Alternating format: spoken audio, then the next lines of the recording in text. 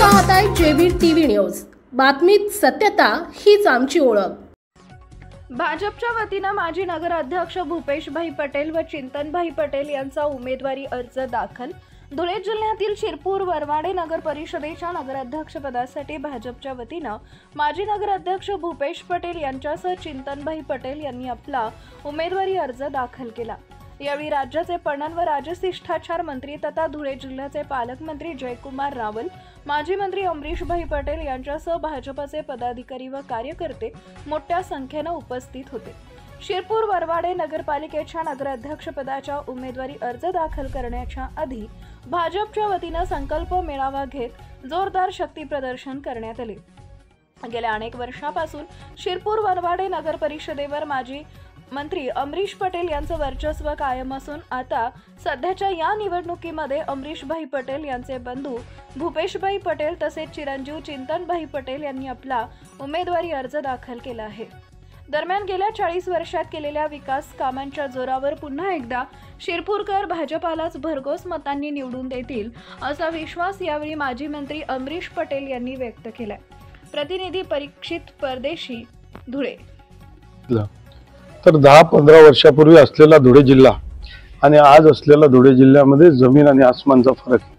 आज शिरपूर शहरामधला विकास, दोंडाईच्या शहरामधला विकास, पाठोपाठ असलेला शिंदखेडामधला विकास, आता आमचं साक्रीमधला विकास आणि धुळे शहर जे आहे हे प्लॅन शहर आहे। याच्यामध्ये ब्रँडिंगची आवश्यकता आहे, कारण कामं खूप झालीत। पाणी पुरवठा योजना आली आहे, औद्योगिक नगरी तिथे येते, नॅशनल हायवे चारी बाजूनी आहे।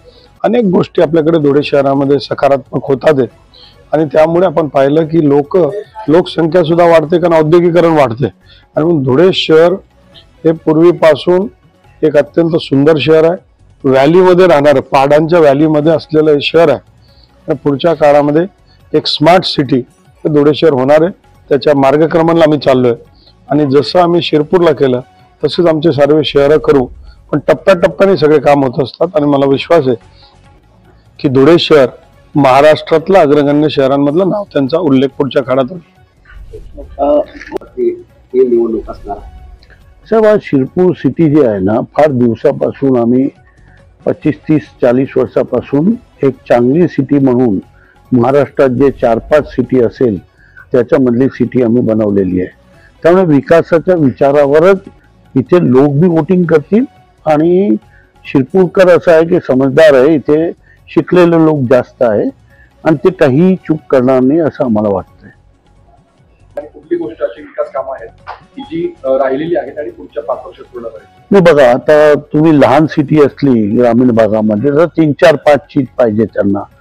त्याच्यामध्ये पहिला काय ते बोले पाणी मिळालं पाहिजे, मग अंडरग्राऊंड गटर पाहिजे, रोड पाहिजे आणि लाईट पाहिजे। हे 4 महत्वाचं त्यांना पाहिजे।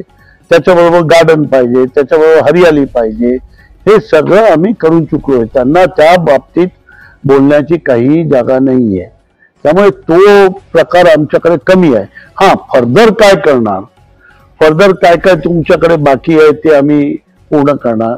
तर आमच्याकडे आम्ही झाड लावलेले आहे, करीबन 1 लाख झाड निंबाचे लावले आहे, ते 30-40 फूट होऊन गेलेले आहे। आपल्या परिसरातील महत्त्वाच्या बातम्या पाहण्यासाठी आजच आमच्या जेबी टीव्ही न्यूज चॅनलला YouTube वर सबस्क्राईब करा आणि बेल आयकॉन प्रेस करा।